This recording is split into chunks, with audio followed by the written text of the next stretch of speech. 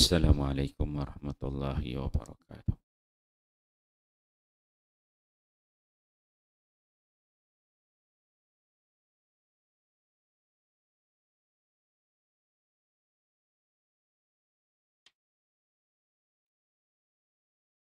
Bab ilmu dan zikir, kelebihan Al-Quran. Zikir,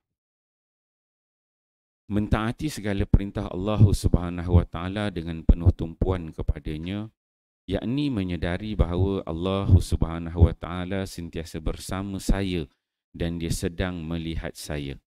Kelebihan Al-Quran, ayat-ayat Al-Quran. Qala Allah Ta'ala, Ya ayyuhan nasu qad ja'atkum maw'izatun min rabbikum wa shifa'un lima fis sudur wa hudaw wa rahmatul lil mu'minin. Qul bi fadlillah wa bi rahmatihi fabidzalika falyafrahu wa khairum mimma yajma'un. Surah Yunus ayat 57 dan 58. Allah Subhanahu wa taala berfirman, wahai umat manusia, sesungguhnya telah datang kepada kamu Al-Quran yang menjadi pengajaran daripada Tuhan kamu dan menjadi penawar bagi penyakit batin yang ada di dalam dada kamu, serta menjadi hidayah untuk keselamatan dan sebagai rahmat untuk orang yang beriman. Katakanlah wahai Muhammad, kedatangan Al-Quran itu adalah semata-mata dengan limpah kurnia Allah dan rahmatnya. Maka dengan isi kandungan Al-Quran itulah hendaknya mereka bersukacita, bukan dengan yang lainnya, kerana ia lebih baik daripada apa-apa yang mereka himpunkan daripada segala perkara yang tidak kekal. Yunus 57-58. Qala Allah Ta'ala, Qul nazzalahu ruhul qudusi min rabbika bilhaq liyuthabbita alladhina amanu wa hudan wa bushra lil muslimin. An-Nahlu 102. Allah Subhanahu wa taala berfirman, katakanlah Al-Quran itu diturunkan oleh Ruh Al-Qudus Jibril alaihi salam daripada Tuhanmu dengan cara yang hak untuk meneguhkan iman orang-orang yang beriman dan menjadi hidayah serta berita yang menggembirakan bagi orang Islam. An-Nahlu ayat 102. Alhamdulillah tuan-tuan mulia, pagi ini kita membaca dua ayat Al-Quran daripada bab ilmu dan zikir, kelebihan Al-Quran. Kita dah habis membacakan tajuk terkesan dengan Al-Quran dan hadis. So ni dia masuk tajuk baru, zikir, kelebihan ayat Quran. So dia bawakan dua ayat Quran yang pertama. So yang pertama daripada surah Yunus ayat 57 dan 58. Allah Subhanahu wa taala berfirman, wahai umat manusia, ya ayuhan nas, wahai manusia, qad ja'atkum mau'izatun min rabbikum, sesungguhnya telah datang kepada kamu peringatan min rabbikum, daripada tu Tuhan kamu. Satu disebutkan sebagai peringatan mau'izah, iaitu Al-Quran. Al-Quran itu adalah sebagai peringatan daripada Tuhan. Wa shifa'ul lima fis sudur. Yang kedua, Al-Quran itu merupakan syifa, penyembuh lima fis sudur, bagi apa-apa penyakit yang ada di dalam hati. Disebutkan sini sebagai penyakit batin. Itu yang kedua.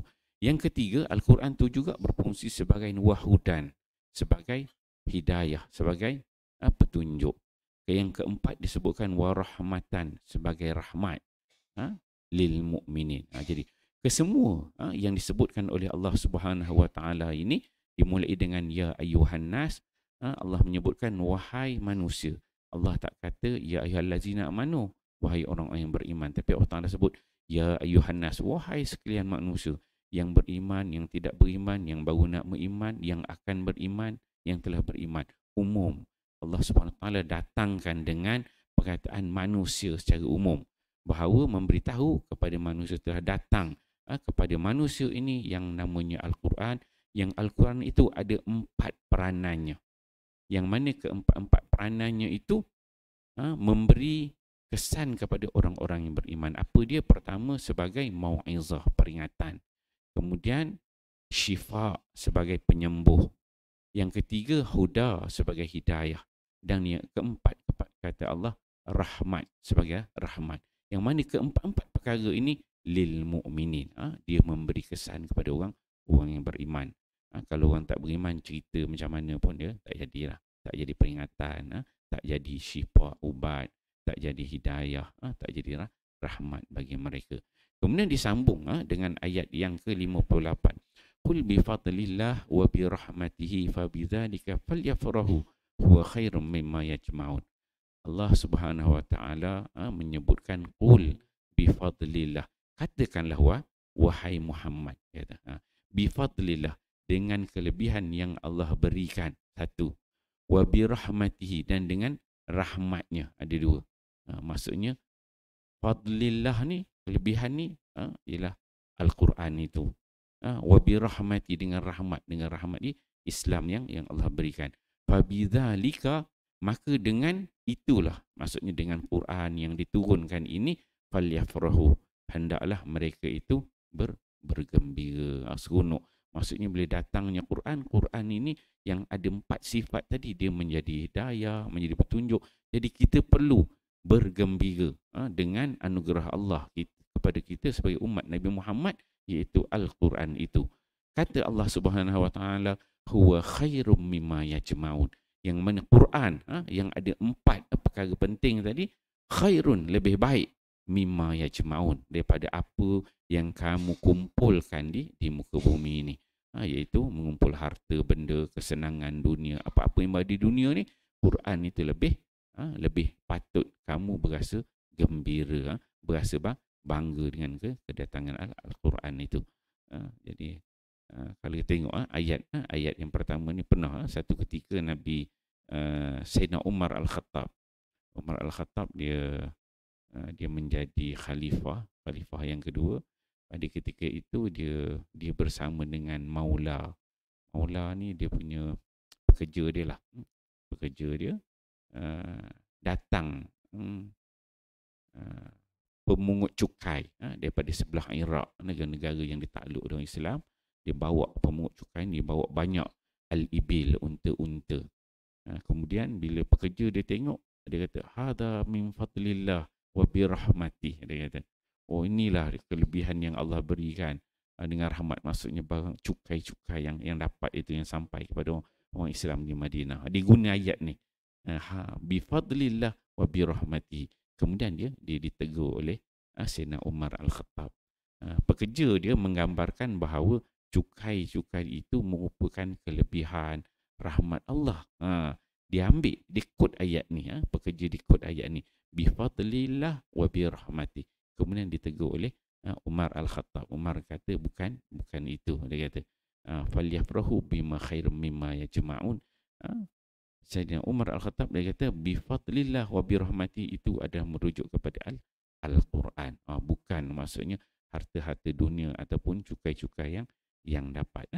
Kemudian didatangkan dengan ayat yang kedua, qul nazalahu ruhul qudus min rabbika bil haq. Allah berfirman, katakanlah wahai Muhammad, Al-Quran itu diturunkan oleh Ruhul Qudus. Kalau kita jumpa buatan Ruh Al-Qudus ni maksudnya Jibril alaihi salam, yang mana dia datang daripada Tuhan, min rabbika bil haq, dengan penuh kebenaran, dengan al-haq.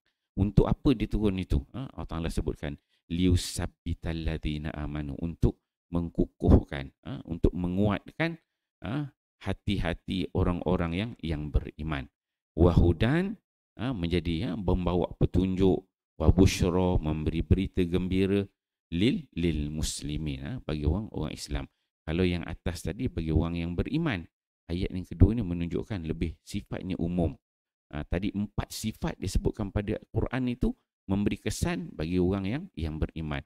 Tapi yang bawah ni, apabila dikatakan, Allah menyebutkan Jibril itu turun dengan penuh kebenaran untuk memberi, untuk menenangkan, liyusabbital ladzina amanu, memberi ketenangan, mensabitkan hati orang-orang yang beriman. Kemudian dia menjadi hidayah, menjadi berita gembira bagi orang-orang Islam. Tengok dia beza redaksi. Satu dia kata orang yang beriman, kemudian dia kata orang yang Islam. Yang mana hidayah dan juga berita gembira itu memberi kesan kepada orang yang Islam. Yang orang Islam dengar, benda yang menyeronokkan pada hari akhirat kelak nanti. Jadi alhamdulillah tuan-tuan mulia, 2 ayat Al-Quran yang awal yang dibawakan pada bab kelebihan Al-Quran di bawah tajuk zikir ini kita fahami dan kita amal sampai-sampaikan. Wallahu a'lam. Subhanallah.